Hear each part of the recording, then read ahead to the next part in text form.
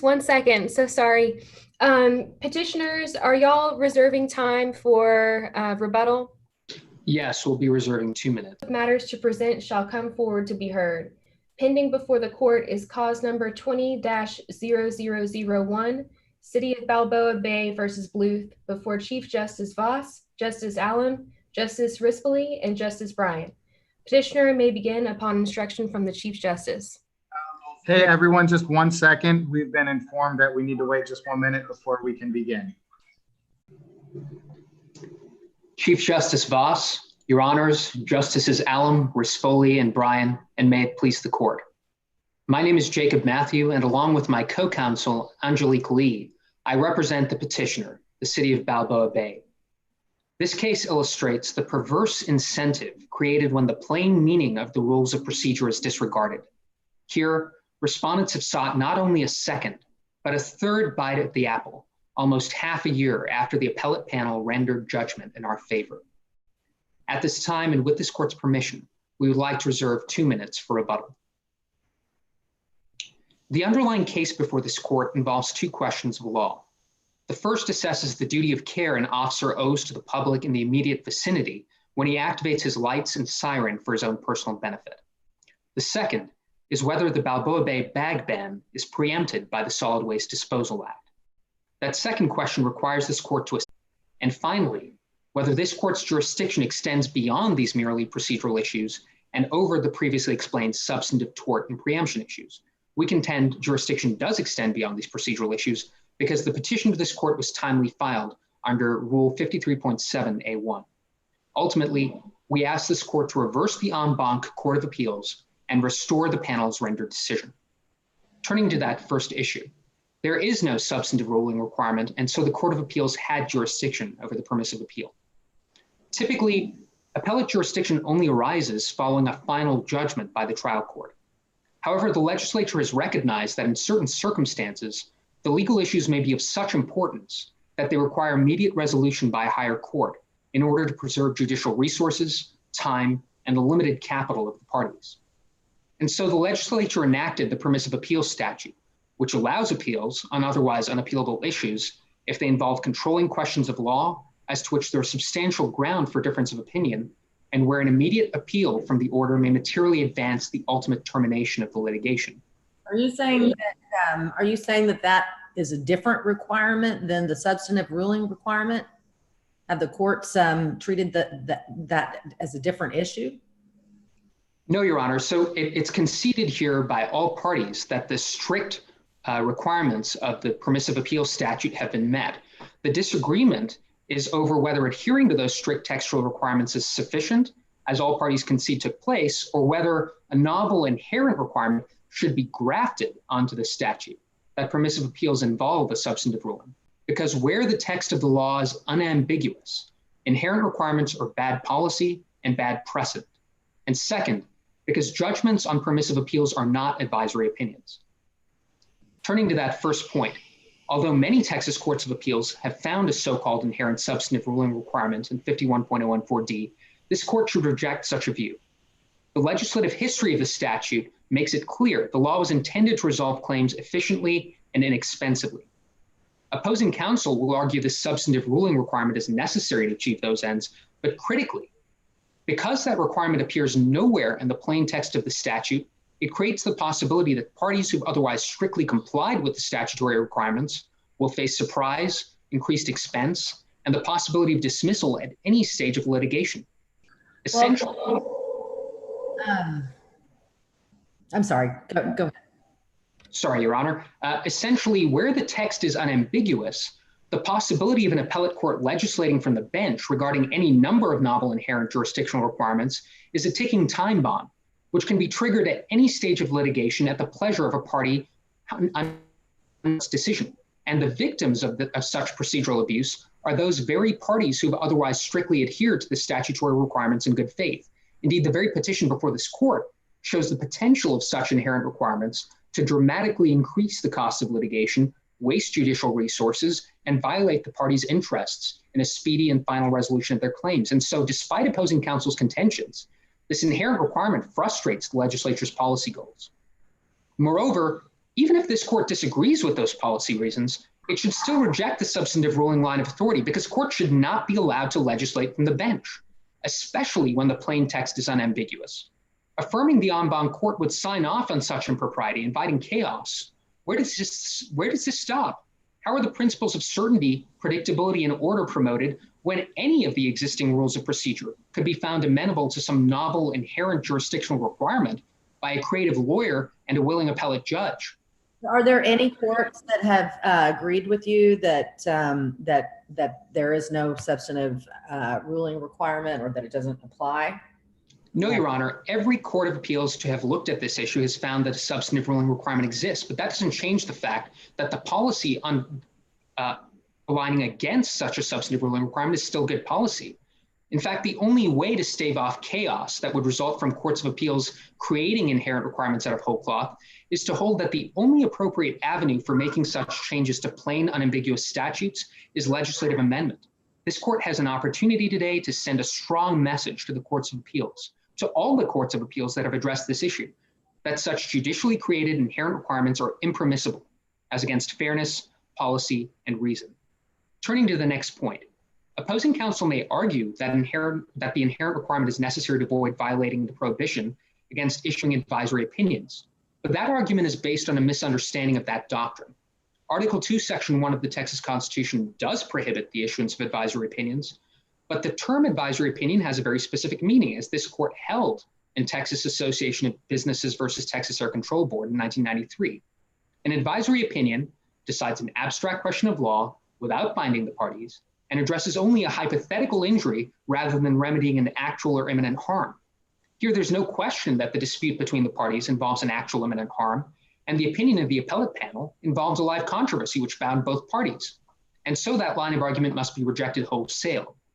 Alternatively, even if this court applies the substantive ruling requirement, the permissive appeal was nonetheless perfected.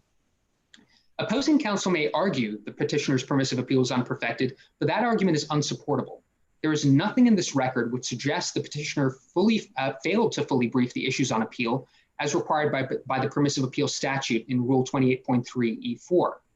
Moreover, such reasoning contravenes this court's holding in Sabre Travel International Limited versus Deutsche Lufthansa, where Justice Green noted that if a petition seeking interlocutory appeal is granted by the Court of Appeals, it is thereby perfected. And this is also consistent with the Texas Rules of Appellate Procedure, specifically Rule 28.3K, which says as much. And moreover, such an inference is consistent with this court's revert principle in favor of preserving appeal. Yes, Your Honor? So, but am I correct that in this case, the trial court in his order did not identify any controlling questions of law or explain why an immediate appeal would advance the litigation? Why isn't that a problem for you? Your Honor, the reason that's not a problem, I think the core of your question there is how can a court issue a judgment absent a substantive ruling? Am I correct in that understanding? No, I'm just saying, isn't there some requirement for the court to say, listen, I am granting or denying this summary judgment because this is the question of law the controlling question of law that I'm deciding. And if you don't even have that, so like as you have here, where the judge just says, well, I'm just gonna rule on this motion and not really. I'm not even really gonna pay attention to what I'm doing here. Mm-hmm. I'm gonna kick it up to the Court of Appeals and let them figure it out. Mm-hmm. How does that comply with the statute? So there are two parts to that answer, Your Honor. First, while opposing counsel may argue that the lack of a substantive ruling was evident in statements by the trial court, this is a red herring. While the trial court did make statements that summary judgment was going to be denied because of a fact issue, as seen in the record on page 6, the written order issued by the trial court clearly involved a substantive determination on a controlling question of law because it said so.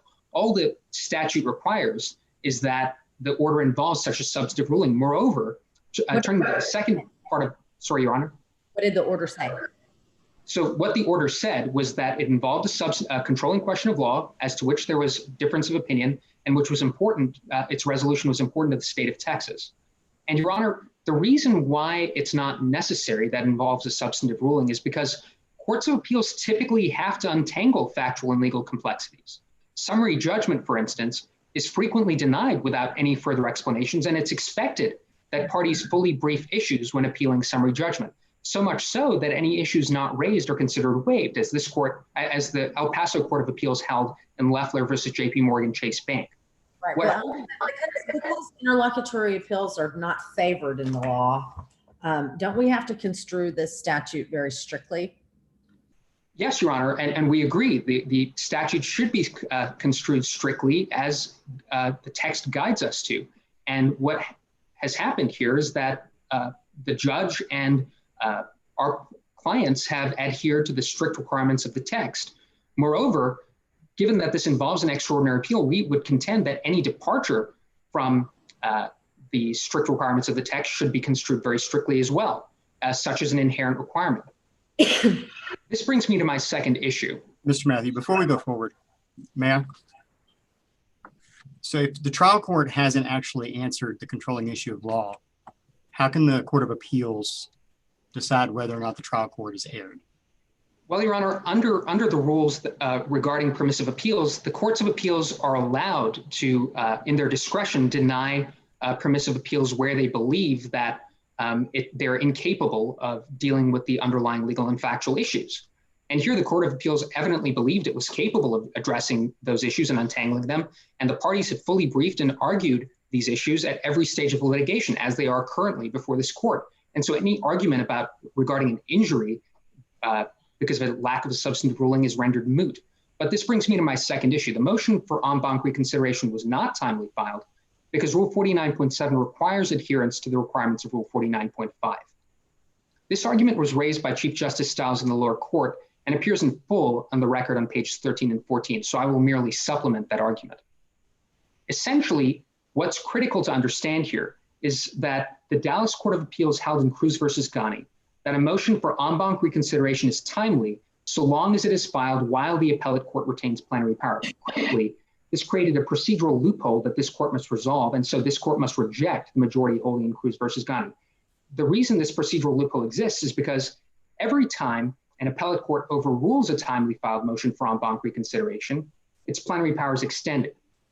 So if parties can file motions for en banc reconsideration so long as courts retain plenary power, and then those filings, when decided on, extend the court's plenary power, this makes it possible for the parties and thereby the courts to extend their plenary power theoretically into infinity. This violates Article 5, Section 3 of the Texas Constitution, which places limits on judicial power, and is also inconsistent with the principle this court articulated in State versus Naylor, that Texas courts lack the authority to expand the scope of their own jurisdiction. And turning briefly to the third issue, this court has jurisdiction over this petition because it was timely filed under Rule 53.7A1. 53.7A1 expressly contemplates a situation like the one. Did you not argue the exact opposite in the Court of Appeals? No, Your Honor. We've continually argued. So while the dissenting argument raised that opinion, our briefing has been consistent. We hold that while the petition for en banc reconsideration was untimely filed, this court still retains jurisdiction because Rule 53.7 expressly contemplates situations where courts of appeals impermissibly decide untimely motions. It says that petitions can be timely even where no motion for rehearing or en banc reconsideration is timely filed, because this court always has jurisdiction to decide the jurisdictional question itself, as Justice Brown clarified in State versus Naylor. So the only applicable requirement under 53.7 was that the petition be filed within 45 days after the Court of Appeals order. Here, the petition was filed within 10 days, and so it was timely.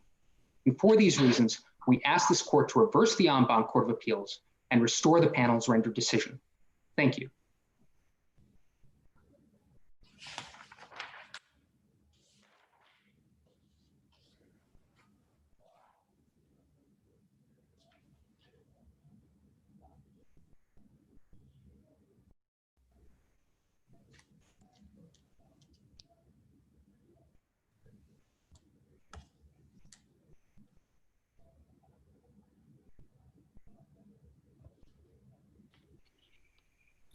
Madam Chief Justice, Your Honors, may it please the court.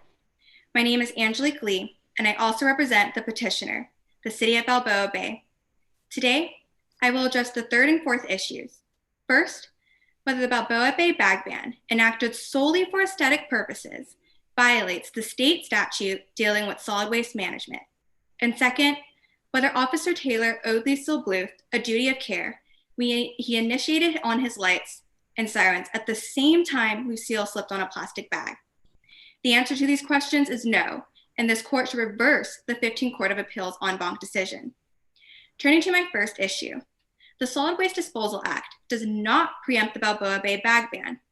Today, respondents are attempting to assert that the City of Laredo versus Laredo Merchants Association, decided by this court in 2018, is applicable to the case at hand and is therefore controlling. However, respondent is incorrect for two main reasons. First, Laredo Merchants is distinguishable under these facts. And second, if Laredo Merchants does apply, then it is too broad in its current application because it leads to absurd results. The Texas Health and Safety Code, section 361.0961, subsection A1, states, a local government may not adopt an ordinance to prohibit or restrict, 1, for solid waste management purposes, 2, the sale or use of a container or package, and 3, in a manner not authorized by state law. As a preliminary matter, it is uncontested that single-use plastic bags constitute as a container, and the city has not adopted the ordinance under another state statute. However, respondent cannot show that the bag ban was enacted with a solid waste management purpose. The bag ban ordinance is not repugnant to the state law, and it should be given effect. In City of College Station versus Turtle Rock Corporation, this court stated that the party challenging an ordinance's validity for any reason has an extraordinary burden to overcome the presumption of validity. And this is because preemption places a significant burden upon municipalities to address local concerns. Therefore, when determining whether an ordinance is inconsistent with state law, courts must construe the state law and ordinance in a way that will leave both in effect. Moreover, this court has held in BCAA Appeals Group versus City of Houston in 2017 that an ordinance is not preempted if it can be harmonized with state law or is ancillary to the state law. Under the SWDA's purpose, the state's goal under 361.022 subsection B is through source reduction to eliminate the recreation of municipal solid waste to the maximum extent technology and economically feasible. This goal focuses on municipal solid waste and accommodates local effects consistent with that stated goal. In other words, the purpose of the SWDA is not to stop manufacturing, but to reduce landfill waste. If a city's statements of purpose has nothing to do with solid waste management and the intended effects carry out those stated purposes as they do in this case, then the fact that there is a tangential effect that is in harmony with the underlying state statute, then there is no reason to invalidate the ordinance, especially when that tangential effect is to fulfill the state's stated purpose. Doesn't that mean that I'm sorry, I'm getting feedback here. Doesn't that mean that all of the cities that had their local bag bans preempted under the Laredo Merchants case can just pass the same exact bans without litter and environmental findings and then just reinstate all of them? No, Your Honor, I believe you're expressing concern that was espoused in the Southern Crushed Concrete case that was decided by this court in 2013. A city is not allowed to use magic words to circumvent a preemption provision. However, those 11 cities that had bag bans were valid. And it is from but since the passage of the Supreme Court's decision of Laredo Merchants, the application of that decision has been too broad to that required those cities to repeal those bag bans, despite it being valid. For example, the city of Laguna Vista enacted a bag ban in order to curb wildlife harm. However, following this court's decision of Laredo, it has since then repealed its bag ban because the language has been too broad. And now appellee will likely argue that the purpose of the ordinance is not significant, but this court's analysis into a city's purpose is required, as indicated by the SWDA preemption provision itself, and moreover, it keeps with earlier Supreme Court precedent. First, this court held in Laredo Merchants Association that Laredo's bag ban stated purpose and effect of its city bag ban was for a solid waste management purpose. However, this court did not explicitly reject, but acknowledged there are independent reasons wholly separate from solid waste management when it looked to the purpose of Laredo's ordinance. Moreover, the preemption provision itself explicitly states purpose, indicating an inquiry into the city's purpose. And second, this court has stated in Bolton versus Sparks that where the construction of municipal ordinances is involved, the primary duty of this court is to carry out the intentions of the municipal legislative body. Here, the Balboa Bay bag ban was enacted for 3 reasons that are reflected on page 5 of the record, and they all dealt with user safety and aesthetic purposes. And moreover, on page 4 of the record, Councilwoman Sitwell's proposal and commission study was rejected by a majority of the council members, and the bag ban that is in effect was unanimously passed to address the concern of the the beauty of the city. Now, turning to my second argument, if this court finds in favor of the respondent, it will further expand the definition of solid waste management that is not warranted by Supreme Court precedent. This court has held in State versus Shoemake that the entire instrument must be considered so that none of the provisions will be rendered meaningless. And any interpretation of the statute which does so is unreasonable and not preferred. And there are 2 main reasons to reject this broad reading. First, all ordinances relating to physical materials that constitute a package or container will ultimately be preempted. And second, this reading creates an inability of local authorities to control mechanisms that subject them to damages. To my first point, waste generation, as commonly understood in the environmental law and waste industry, means the weight or volume of materials and products that enter the waste stream before recycling, composting, landfilling, or combustion takes place. In other words, the generation of waste begins at the moment of disposal, and anything before cannot be considered waste. Under respondent's interpretation, any tangential or mere effect that deals with solid waste management is ultimately preempted because the effect will always trump a purpose. However, plastic bags do not just wind up in landfills and only affect solid waste. For example, in this case, they could be a safety hazard, as reflected on page 4 of the record. Moreover, the current application of City of Laredo is interpreted so broadly that it has led to absurd results because it subjects a municipality to money damages when it has no control over that mechanism. For example, cities in Texas are liable under Texas Local Government Code, section 552.912, subsection A, and Texas Civil Practices and Remedies Code, section 101.02159, for damages caused by a sewer system, including damages caused by the backup of the sewer system from plastic bags. It would be absurd to require a city to be held liable for damages, but lack the authority to prevent such damage. Accordingly, petitioner urges this court to find this case as distinguishable under these facts or to limit the holding of Laredo merchants. Now, turning to my second issue, Officer Taylor did not owe Lucille Bluth a duty of care for 2 main reasons. First, it was not foreseeable that Lucille Bluth would step back on a plastic bag and injure herself. And second, moreover, the social utility from the use of sirens and lights outweighs the risk of harm. But is that the test? Is it actually required for the officer to have foreseen exactly what Lucille did or what she was doing or tripping over the bag, or just that generally something similar could happen when you turn on your lights and your siren? Your Honor, it is generally that something can happen. As stated by this court in Greater Houston Transportation Company versus Phillips, the existence of a duty of care is a question of law for the courts to decide from the facts surrounding the occurrence at issue. In determining whether a duty exists, courts generally consider the risk, foreseeability, and likelihood of injury weighed against the social utility of the actor's conduct. Now, respondent will likely assert that the entire point of lights and sirens not to get people's attention and draw attention towards the emergency vehicle. And if so, how was this not foreseeable? Your Honor, it is not foreseeable because Bluth's response was not an anticipated response by a prudent person. The use of lights and sirens resulting in a slip and fall is too attenuated.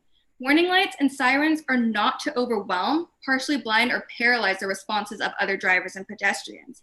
Rather, sirens and lights are meant to attract the attention of other drivers and pedestrians that an approaching emergency vehicle is is in the vicinity. And in fact, there are certain measures listed in the Texas Transportation Code, section 547.702, subsection A through B, that there are appropriate light and sound usage that would alert the pedestrians and motorists. And this is especially pertinent because the use of pedestrians in a parking lot. I'm sorry, Your Honor, I missed your question. Would you mind repeating? Would that include pedestrians in a parking lot and not on a public roadway? Yes, Your Honor, that would. And this is especially pertinent because the use of lights and sirens is such a common occurrence, an act so typical that it is ministerial. Foreseeability should be limited. And moreover, this is because when the foreseeability is generally seen in a limited scope of class actions. For example, the occurrence of police chases do not happen as often, and therefore foreseeability is extended.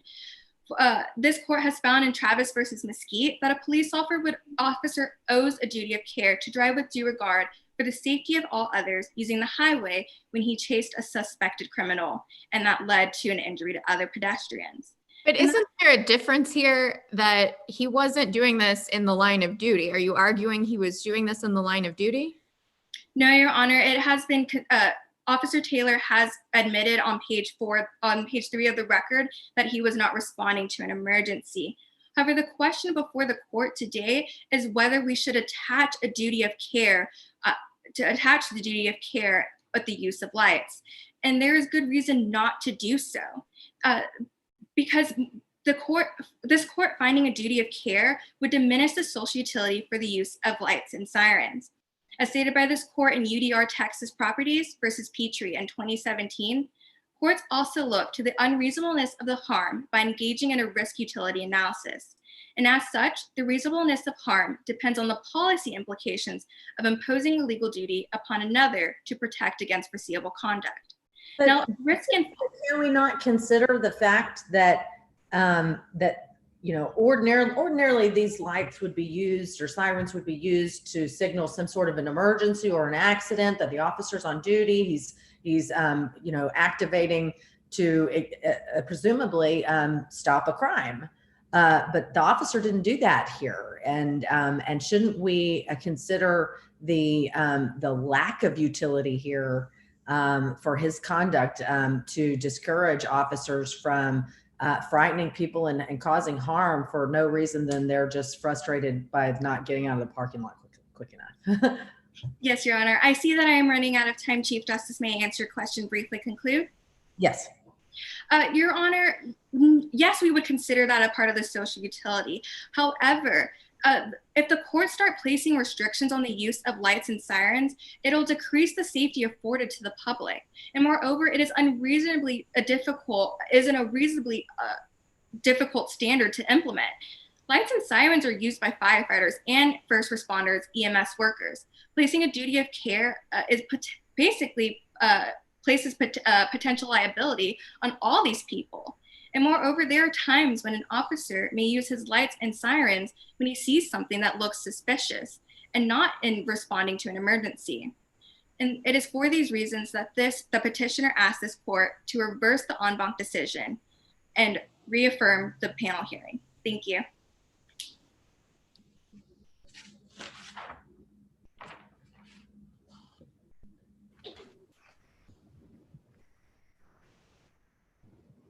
May proceed, Counselor. May it please the court. My name is Natsumi Kobe, and along with my co-counsel, Melissa Fulmer, I represent the respondent, Lucille Bluth and Lindsay Bluth, in the present appeal. There are 4 issues for this court's consideration on review. I will be addressing the first 2 issues before this court: that the motion for en banc reconsideration was timely, and that the Court of Appeals did not have interlocutory appellate jurisdiction because there was no substantive ruling in order to confer permissive appellate jurisdiction.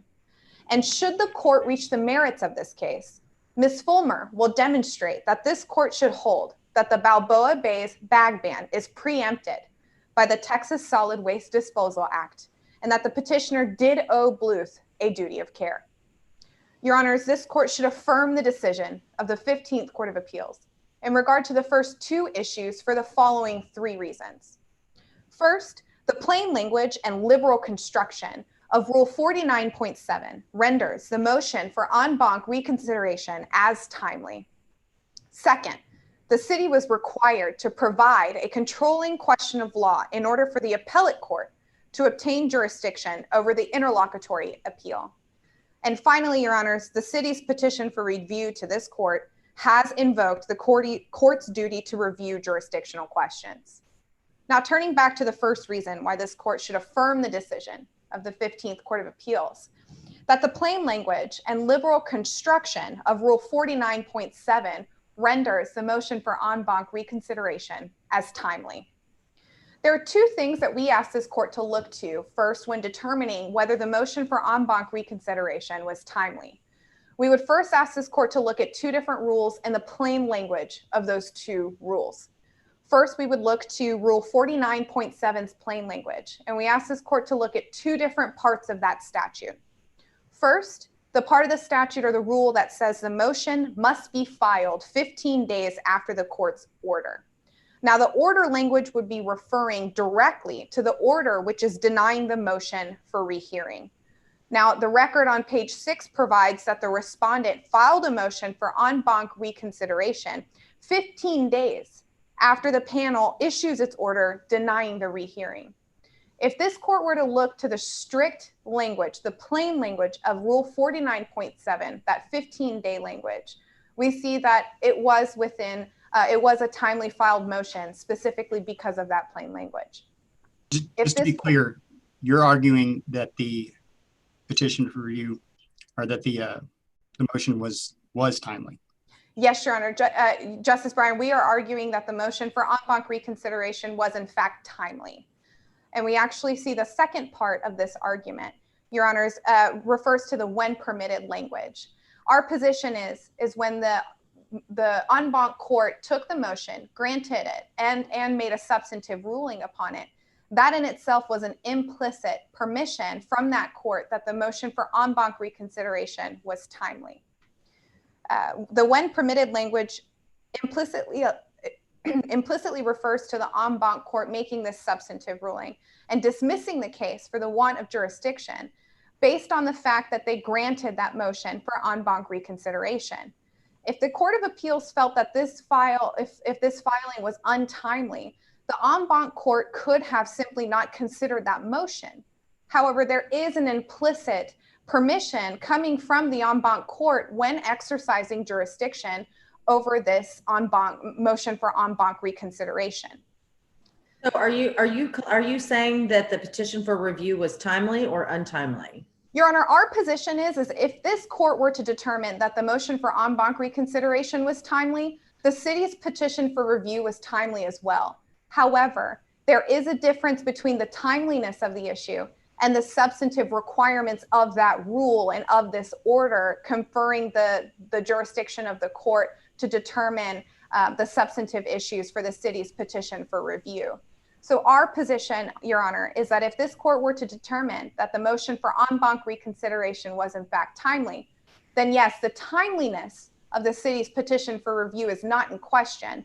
However, it would turn on the second issue that I would like to discuss about the substantive ruling that was not the controlling question of law and the substantive ruling that was not met by the order, which would have effectively influence the jurisdiction that this court would have over the city's petition for review. So before I move on to before we go any further, just to make sure I'm not confused, it sounds as if, as far as issue 1 is concerned, that you and the city have the same position. We believe that our petition, the motion for en banc reconsideration, was timely, and that the city, if this court were to determine that it was in fact timely, then the city would have jurisdiction over this issue. That is our position. But that hinges on the fact that the substantive requirements for the city's petition for review to be reviewed by this court and accepted by this court have not been met. And that's where the split comes, Your Honor. We would also like this court to consider the fact that if you were to reject this plain language argument under 49.7, we could actually look to the Texas Rules of Civil Procedure, Rule 168, where Rule 168 actually specifically and explicitly states that the order must contain the controlling question of law to which there is a substantial ground for difference of opinion. And it also states that it must state why an immediate appeal may materially advance the ultimate termination of litigation. That is another plain text rule, plain language argument that the respondent we are asserting in order for this court to determine that there must be a substantive determination. Does it actually have to identify the specific controlling question of law, or does it just have to say that there was one? Your Honor, our position, and as you stated to opposing counsel earlier, it is our position that it needs to state the controlling question of law. There is a significant difference between stating, quote, controlling question of law and actually stating the controlling question of law. So what your position then is, let's say there's a single issue summary judgment motion. Okay, one issue being raised in the motion.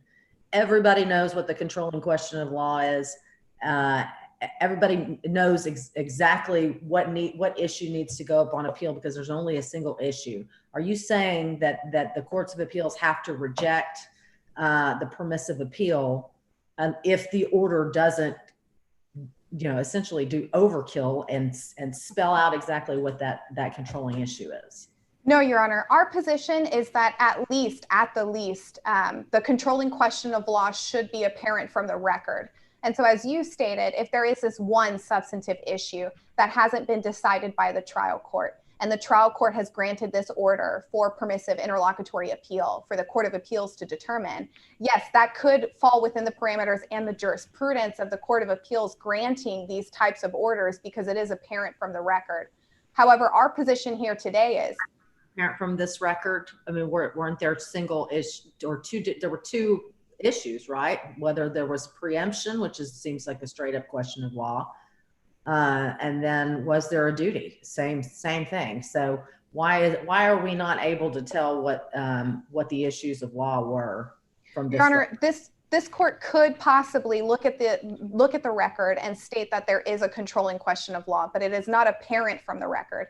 And we actually see that because on page 5 through 6 of the record, we see the trial court's determination of this order and how they put this order together. We see that the summary judgment was denied, but on a factual dispute, not because of the controlling issues of law or not because of a determination that the trial court made, but because there was this factual dispute. And if we look to the substance, which my co-counsel will speak on next, we actually look at the substance of this case. There are significant facts that could go to the determination of the question of law, which is being asked by the city for this court to review.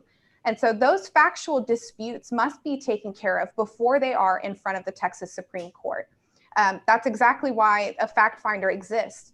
In fact, Your Honor, these types of determinations within the Court of Appeals have actually looked directly to that structure and that analysis to make the determination that the order should have an explicit statement of the controlling question of law, or at least that it should be readily apparent from the record what the controlling question of law is. We see that the first Court of Appeals in Double Diamond Dell versus Incorporated versus Wilkinshaw, and the fourth Court of Appeals in Gully versus State Farm Lloyds, that the trial court's substantive ruling on a controlling question of law must be affirmatively stated on the order to be appealed, or at least apparent from the record. And they further explain that this reasoning is because that section 51.014D is not intended to relieve the trial court of its role of deciding substantive issues of law properly presented to it. That's precisely what happened in the case before this court today, Your Honors. We see that the trial court is attempting to be relieved of the role in determining those substantive issues and the laws presented to it. The order on page 5 to 6 of the record stated there is a controlling question of law and there is this material advance that could happen if the appellate court were to take jurisdiction over it. But it did not explicitly state the controlling question of law, and it did not explain why. And that is what is required by the Texas Rules of Civil Procedure 168.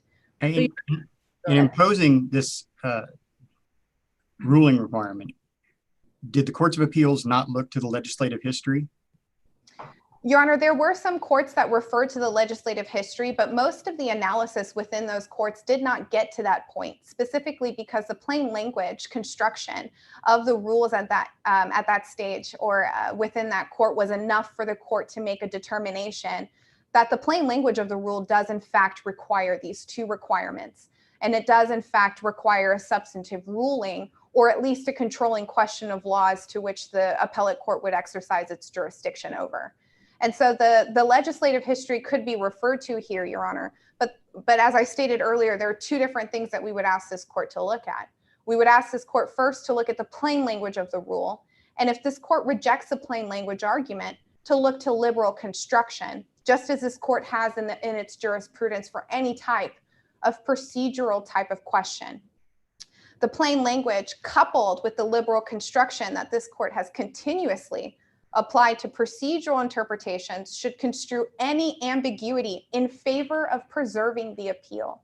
So we see that even if this court were to find that there is some sort of ambiguity within the rule, that it's within liberal construction to determine that ambiguity in favor of preserving that appeal, which means that, and this court has actually held that in Vergdop versus Donner, to construe the rules of appellate procedure reasonably, yet liberally, so that the right to appeal is not lost by imposing requirements not absolutely necessary to affect the purpose of the rule. Now, that purpose of the rule, Your Honor, is actually referring to the Texas Rules of Civil Procedure 1, where the Texas Rules of Civil Procedure 1 has laid out its objectives as a just, fair, equitable, and impartial adjudication of the rights of the litigants under established principles of substantive law. And these rules shall be given liberal construction. So even if this court were to reject this plain language argument, it should look to the liberal construction in order to determine and confer appellate jurisdiction over the 15th Court of Appeals when determining this case.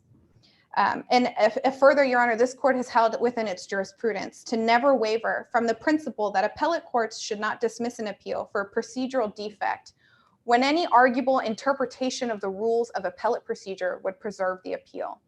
And we ask this court to look at that language. But we're not talking about appeals in general. We're talking specifically about permissive appeals. And is the purpose of a permissive appeal not judicial efficiency? That's true, Your Honor. There is this narrow exception for these permissive appeals. And there is an aspect of judicial efficiency that this court should look to. However, it's actually our position that judicial efficiency would work in our favor. The 15th Court of Appeals rendered their opinion. The panel rehearing was denied, and then the en banc motion was submitted. We are merely asking this court to allow the case to go through the channels that it already is attempting to do through the motions that are being filed.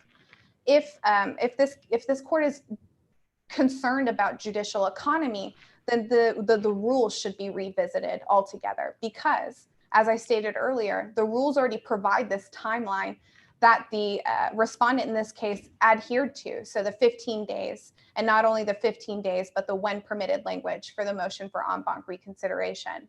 However, there are substantive ruling determinations that must be met before this court can exercise jurisdiction over the city's petition for review. So as I stated earlier, we do agree that the city's petition for review would be timely if this court were to determine that the motion for en banc reconsideration would be timely. However, if this court determines that it is not, then the city's petition for review would follow and be untimely. And for those reasons, we ask this court to affirm the decision of the 15th Court of Appeals and dismiss for the want of jurisdiction. Thank you.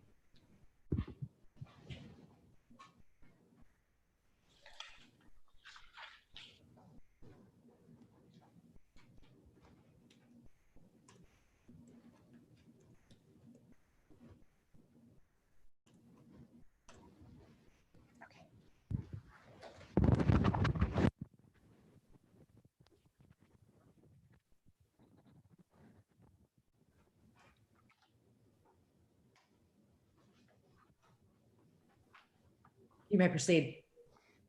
May it please the court. My name is Melissa Fulmer, and I also represent the respondents, Lindsay and Lucille Bluth, in this appeal. Your Honors, even if this court reaches the merits of the last two issues, this court should affirm the trial court's decision to deny the city's motions for summary judgment on the last two issues. Regarding the preemption issue, the trial court correctly rejected the city's argument that preemption does not apply because the Texas Solid Waste Disposal Act preempts the bag ban with unmistakable clarity. And regarding the duty of care issue, the trial court correctly held that Officer Taylor did not owe the respondent a duty of care as both a motor vehicle operator and as a police officer. There are 3 reasons that this court should hold the Texas Solid Waste Disposal Act preempts the bag ban. First, the Texas Solid Waste Disposal Act contains an express preemption clause. Second, the ban cannot escape preemption simply because it has distinct purposes apart from solid waste management. And third, the legislature's intent to regulate solid waste dominates any policy considerations in favor of local control. In Payne versus Massey, the Texas Supreme Court defined cities like Balboa Bay as political subdivisions of the state that for the exercise of such powers that are conferred to them by the state. And although Balboa Bay possesses the authority of self-government, this power cannot exceed the powers afforded to it by the Texas legislature. And in City of El Cenizo versus Texas, the Fifth Circuit stated that for better or worse, Texas can essentially commandeer local governments through preemption. The city argues that there is a presumption of validity in favor of these local ordinances. However, this court has also recognized that that presumption does not exist where there is an express preemption clause precluding the types of ordinances that are contained within that clause. And here there is an express provision that precludes the type of ordinance in this case, and that comes from the Texas Solid Waste Disposal Act. Well, if the city truly has a aesthetics problem, you know, they're not concerned with solid waste disposal. They're concerned with keeping their city looking pretty. What gives us the right to go behind those legislative findings and assume that they actually meant something else? Your Honor, it's not that the court is assuming that the city meant something else. It's just that the legislature has intended to regulate the area of solid waste management so pervasively that these 2 laws cannot coexist peacefully. And this brings me to section 361.0961 of the Texas Solid Waste Disposal Act. The language specifically states that local ordinances cannot adopt ordinances intending to prohibit or restrict, for solid waste management purposes, the sale or use of a container or package in a manner not authorized by state law. And this court already analyzed this exact provision. When you say purposes, whose purposes should we be looking to? Should it be the author of the bill? Should it be the original finding? Should it be the final vote of the council? Whose purposes are we supposed to be weighing and determining whether or not this statute or ordinance is preempted? Your Honor, we look to the local government's purposes. And here, although the city did not explicitly state that it wishes to control solid waste management, the legislation here is so pervasive that the 2 laws cannot coexist peacefully. And looking to the case that this court decided in 2018, City of Laredo versus Laredo Merchants Association, that is where we turn to see that this court already held that the bag ban in City of Laredo was preempted by the same act that we assert preempts the ordinance in this case. And in that case, the City of Laredo created a ban nearly identical to the one in this case, and it prohibited plastic bags from being distributed at points of sale at businesses, which is exactly what the ordinance here does. And Laredo also attempted to justify its ordinance by stating it had, quote, distinct purposes independent from solid waste management. But that argument failed to persuade the court because the goals that Laredo wished to achieve could not be accomplished without stepping into the already regulated field of solid waste management. And that's the second reason the ban is precluded. Even if we don't look to that section of the act which expressly prohibits these types of ordinance from existing, there is still an implicit preemption because the manner in which Balboa Bay wishes to achieve its goals is what is preempted by the legislature.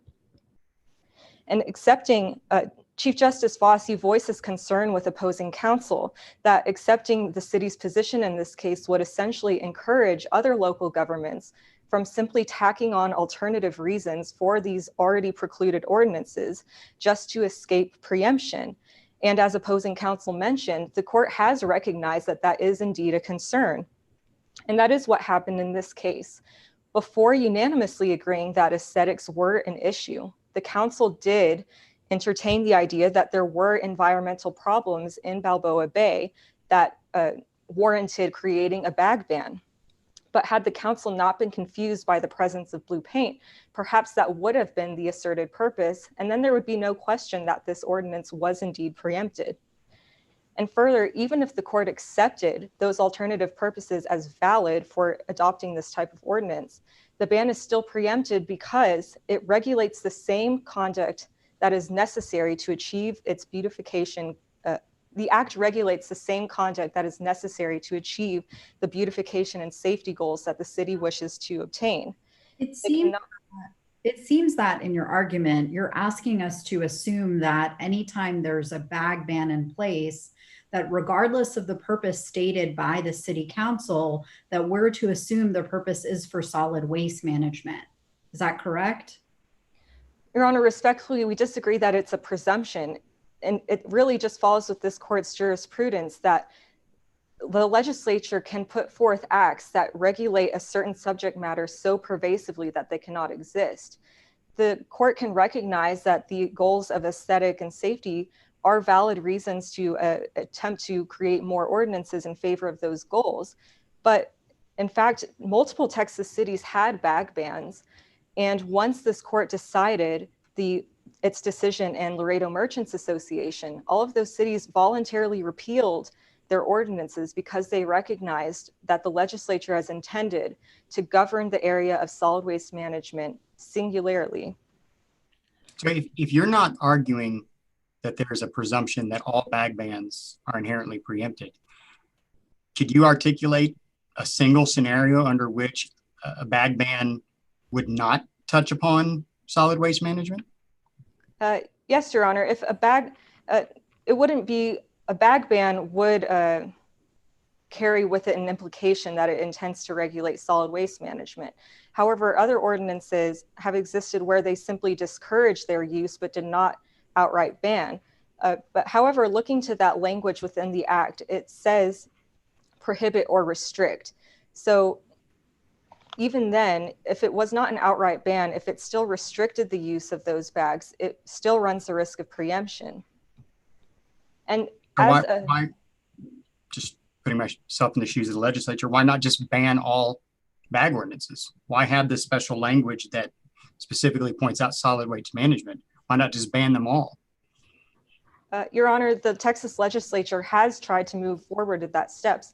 No law has been enacted yet, but the Texas legislature has realized that local governments are trying to work around preemption and creating bag bans. And they have tried to take steps in favor of disapproving all types of bag bans apart from the Texas Solid Waste Act. So you're saying that this court should interpret the existing law to apply to all bag bans, and essentially preempt all bag bans, even though the legislature has yet to enact legislation. And I'm confused. Oh, Your Honor, to clarify, the Texas Solid Waste Disposal Act already does ban all types of bag bans, but the Texas legislature is trying to take further steps to make that even more explicitly clear than it already is, so that the confusion regarding the language for solid waste management purposes is further clarified. And opposing counsel cited to multiple policy arguments in favor of respecting local ordinance such as these. However, as this court stated in Morath versus Texas taxpayers, this court does not sit as a super legislature. The court instead has to accept the statutes as the legislature puts them forth, and thus any policy arguments in favor of local control or environmental concerns must take a backseat to what the legislature has intended. So what? So if say we're on South Padre Island and we know that that the turtle population is at extreme risk from plastic bags being left on the beach, and so the real concern is protecting the native species and not solid waste management. Would you say that kind of ban would be preempted? Yes, Your Honor. And although we sympathize with the circumstances that would inspire that type of ordinance, the fact is that ordinance would still encroach onto the area of solid waste management. So as long as it has any kind of effect on solid waste management, not just for solid waste purposes, which is what the statute says. You're saying if it has any kind of effect on waste management, then it's preempted. Yes, Your Honor, that is the approach taken by this court in Laredo Merchants Association. Isn't your interpretation of Laredo making our ruling overly broad? I mean, in Laredo, you're not relying on the legislation to make the determination that it's for all solid waste purposes. You're relying on our decision in Laredo. Isn't that an overly broad reading? No, Your Honor. We respectfully disagree that it's overly broad because this still only pertains to this particular act and a bag ban specifically. And in that case, the court recognized that the manner must be authorized by state law. And it recognized that Laredo's alternative reasons could not be achieved without encroaching into the area of solid waste management. And Your Honors, moving on to the fourth issue, there are two reasons that this court should affirm the trial court's decision and hold that Officer Taylor owed a duty of care. First, as a police officer, Officer Taylor owed a duty of reasonable diligence to persons such as respondent. And second, fact issues exist which preclude a summary judgment. Justice Bryan, as you stated earlier, Texas courts have previously recognized that their emergency police signals and sirens can have a startling effect. The Corpus Christi Court of Appeals described police sirens and lights as warnings of the dangers of a police action in progress. And just this year, the San Antonio Court of Appeals found an officer negligent when the officer activated his lights and sirens without a discernible purpose. And these cases demonstrate that lights and sirens, although used for arguably a legitimate purpose, can still be used negligently. And those operating them have a duty of care to operate them in a reasonably prudent manner. In this case, whether or not Officer Taylor believed he had a justifiable excuse for activating those lights, he was still under a duty to exercise reasonable care because under this given state of facts, the propriety of his act is immaterial. And the respondent may argue that by operating a motor vehicle, Officer Taylor does not have this abstract duty to prevent foreseeable or unforeseeable harms. However, the facts that the petitioner relies upon involved motor vehicle collisions. How is it foreseeable that by turning on the sirens and the lights that a pedestrian would trip over a plastic bag? Your Honor, the facts state that at the time of the injury, the parking lot was crowded and full of pedestrians and full of traffic. And Officer Taylor should have foreseen that by activating his sirens and lights, which are intended to catch the attention and intended to mark that an emergency is in progress, Officer Taylor should have foreseen that it would startle someone and potentially cause them to injure themselves. And Your Honor, even if the facts are in dispute as to whether this act was foreseeable, that supports the fact that this case should not have been resolved on summary judgment. Instead, the issue of foreseeability should have been left to the fact finder at the trial court level.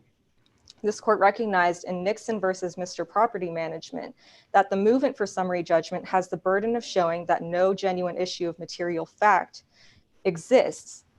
But if there is a dispute of material fact in that case, then all evidence in the record must be viewed in the light most favorable to the non-movement, and every reasonable inference must be indulged to resolve any doubt in the non-movement's favor.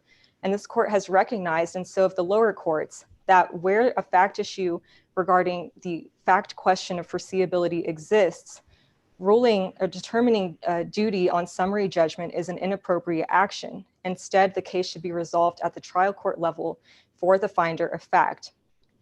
Your Honors, because the Texas Solid Waste Disposal Act preempts the ban with unmistakable clarity, and because Officer Taylor owed respondent a duty of care, we pray that this court affirm, may I briefly conclude, Your Honor? Yes. We pray that this court affirm the trial court's denial of the city's motion for summary judgment. Thank you. Thank you.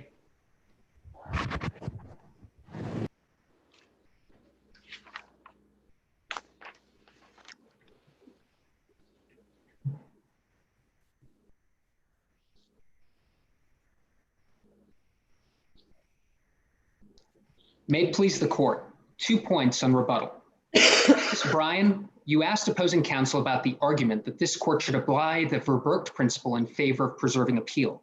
But opposing counsel has not explained why that presumption should not also apply to the permissive appeal, where there's not only an absence of a mere technical violation, but where it is conceded the statute was strictly adhered to.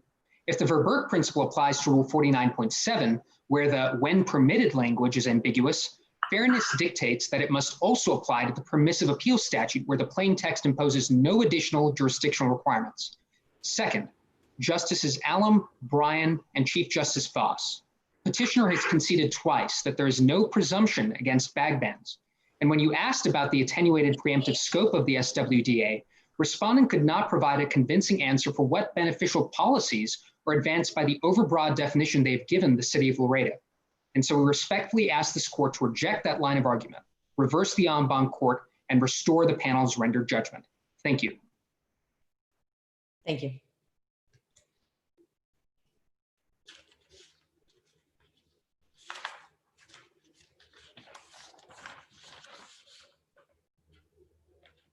So judges, now is the time to begin scoring the applicants today.